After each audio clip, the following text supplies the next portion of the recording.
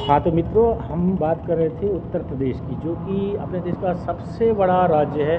और सबसे बड़ा राज्य होने के जैसा मतलब कि ऐसे बहुत सारे देश हैं विश्व में जैसा हमारा उत्तर प्रदेश है। तो हमारे आचार्य यहाँ पर लगभग 20 से 22 वर्ष हो गए हैं इनको। आगरे में, उत्तर प्रदेश का आगरा ज़िला है और ख़ास आगरे में रहते हैं। तो हम आचार्य जी से जानेंगे कि कानून व्यवस्था के बारे में, कि पहले आगरा कैसा था और अभी आगरे में क्या क्या परिवर्तन आया है। तो आचार्य जी, आप 20-22 साल से यहाँ रह रहे हैं, जी। बताइए कि पहले की कानून व्यवस्था में और अब की कानून व्यवस्था में क्या क्या अंतर आया।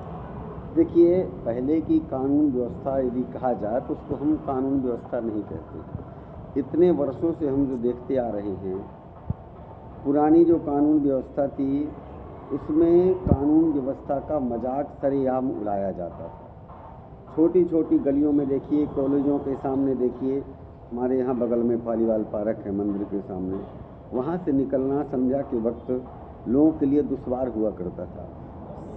असामाजिक जो तत्व हैं उनका वहाँ पर ऐसा बोलबाला होता था कि एक आम इंसान वहाँ से गुजरता था तो उसको भय होता था।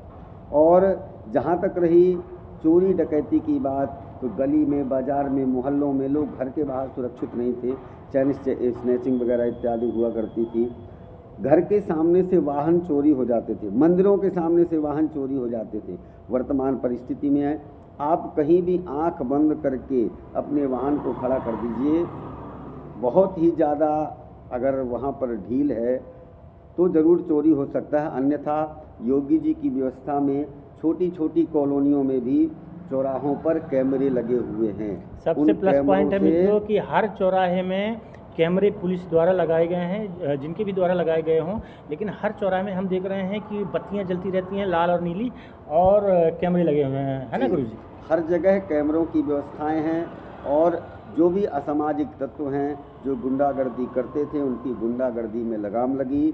वर्तमान समय में यदि झगड़ा भी कोई करना चाहता है चौराहे पे जा करके, तो उसको 4 बार सोचना पड़ेगा कि अगर मैंने झगड़ा किया तो ये जो पुलिस खड़ी हुई है आसपास, और अगर मैं कैमरे में आ गया तो मेरे को इसका परिणाम बहुत बुरा भुगतना पड़ेगा। अच्छा महाराज जी, मैंने तो जान लिया कानून व्यवस्था बहुत अच्छी है, मैं भी रह रहा हूँ, 4-5 साल हो गए मुझे भी।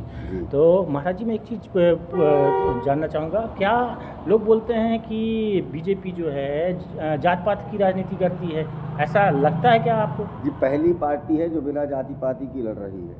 अन्यथा आप देखिए, जब भी चुनाव होते थे, जिस भी पार्टी की सत्ता होती थी, जैसे समाजवादी पार्टी की यदि सरकार है उदाहरण के लिए, तो यादवों का बोलबाला होता था। उनके सामने खड़े होकर के वो अपने आप को खुद मुख्यमंत्री